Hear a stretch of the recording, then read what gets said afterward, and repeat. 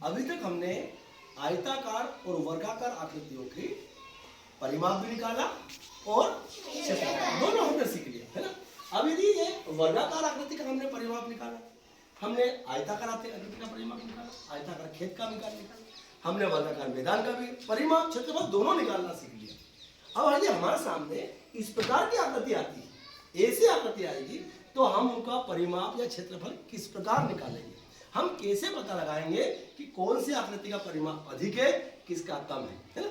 अब जैसे ये आकृति हमारे सामने और हमसे पूछा गया कि इस आकृति का परिमाप निकालो, तो हमने कहां से गिनना, यहां से स्टार्ट किया हमने, यहां से हमने गिना है, ये 2 3 4 5 6 7 8 9 10 11 12 13 14 हमारा इसका कितना निकला, हमारा 14। ये 14 इकाई निकला इसका परिमाप, ठीक है।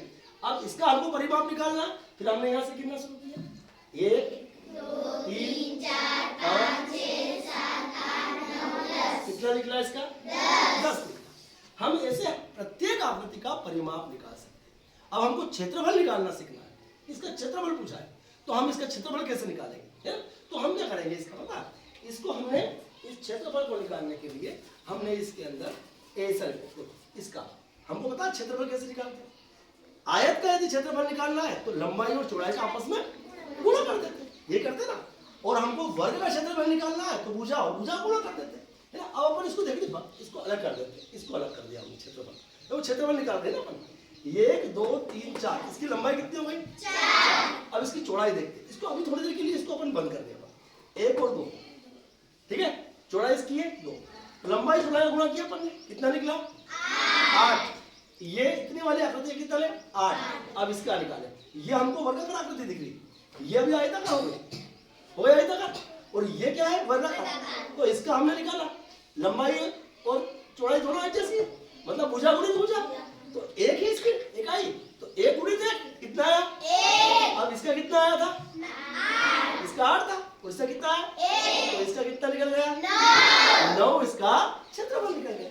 9 वर्ग मीटर भी हो सकता है, 9 वर्ग सेंटीमीटर। ऐसे हम सभी आकृतियों का क्षेत्रफल और परिमाप निकाल सकते हैं। इसको आप देखो, यहाँ पे अपन देखते हैं एक आकृति ये वाली हमारे सामने, ये आकृति। अब इसको बोला है कि इसका आपको परिमाप निकालना है, क्या निकालना है परिमाप। तो हम फिर वो परिमाप निकालेंगे, तो कैसे परिमाप निकालेंगे आप बताओ, परिमाप कैसे निकालेंगे, इसका कैसे गिनेंगे हम, 1 2 3 4 5 6 7 और ये है ना। आप देखो फिर से गिनते हैं, यहाँ से गिनते 1 2 3 4 5 6 7 8, इसका 8 इकाई, इसका क्या निकल गया परिमाप। अब वो सेंटीमीटर में भी हो सकता है, मीटर में भी हो सकता है। बैठ जाओ ना, बहुत शानदार बताया। अब इसका अपने को क्षेत्रफल निकालना है, तो क्षेत्रफल कैसे निकालेंगे है ना। अब इसको दोनों को अलग अलग कर देते हैं अपन, है ना, इसको अलग कर देते, इसको अलग कर देते क्षेत्रफल। ये क्या हुआ, इसकी लंबाई कितनी है 2, चौड़ाई कितनी है 1, लंबाई चौड़ाई गुणा करेंगे तो क्या हुआ 2 आया, 2 का गुणा किया 2 आया। अब इसका निकालेंगे, ये वर्गाकार आकृति है हमारी है ना, और 1 और 1 का गुणा किया अपन ने 1, तो 2 और 1 3, क्षेत्रफल कितना निकला इसका 3 वर्ग सेंटीमीटर भी हो सकता है या मीटर भी हो सकता है, या 3 इकाई हमने देखी अपन, ठीक है। यहाँ अब ये इस आकृति को देखो, अब यहाँ पे कभी कभी क्या होता है कि ये भी इसमें आयत का हम जब परिमाप निकालते हैं तो उसको यदि तोड़ते हैं, टुकड़े करते हैं अलग अलग, तो उसका परिमाप परिवर्तित हो सकता है, परिवर्तन हो जाता है उसमें। कैसे, ये देखो आप, यहाँ हमारे पास में एक आकृति, कैसी आकृति पहले तो ये देखिए अपन, कैसी आकृति बनी हुई दिखाई दे रही है आयताकार, है ना। अब इसका अपन परिमाप निकालते हैं, ठीक है। अब अपन यहाँ से चले, कहाँ से, यहाँ से 1 2 3 4 5 6 7 8 9 10, कितना परिमाप निकला इसका 10 इसका परिमाप निकला, ठीक है। अब यदि मान लो इसको हम तोड़ देते, थोड़ा सा दोनों को अलग अलग कर देते, दोनों को अलग अलग कर दिया हमने, यहाँ देखो आप इसको, है ना, है वही, इसको हमने इन 2 भागों में बांट दिया। एक हमारा मैदान है मान लो थोड़ी देर के, जिसकी लंबाई है 3 मीटर, चौड़ाई है 2 मीटर, 3 और 2 को जोड़ा तो कितने हो गए 5 हुए।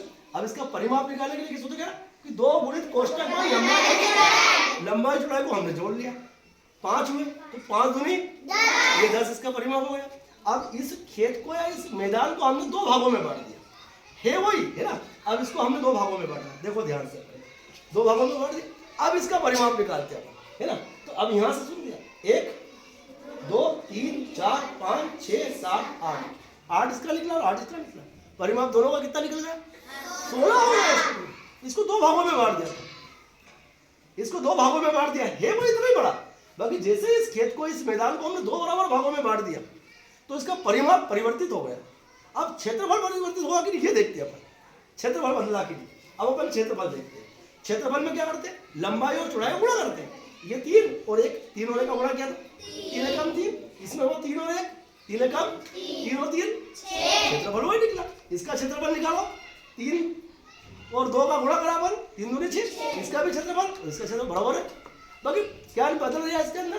परिमाप इसका बदल, इसमें अब परिमाप बदल जाता है, इस बात का ध्यान रखना, है ना। अब देखो यहाँ पे ये अपने पास में आकृति, ये देखो। अब इसमें अपन देखते हैं, इसका भी परिमाप अपन निकाल सकते हैं, क्षेत्रफल भी निकाल सकते हैं। बस अपन क्या करेंगे, इसको अपन यहाँ ये देखो, इसको हमने ए से बांटा, ये देखिए, दिख रही है आपको। अभी इसका हमने परिमाप निकाला यहाँ से ना, 1 2 3 4 5 6 7 8 9 10, है ना। अब यहाँ क्षेत्रफल इसका निकालते हैं, तो क्षेत्रफल में क्या है? भुजा गुणित भुजा, 2 गुणित 4, और यहाँ 1 गुणित 1, 4 और 1। तो हम किसी भी इस प्रकार की आकृति का परिमाप भी निकाल सकते हैं और क्षेत्रफल भी निकाल सकते हैं।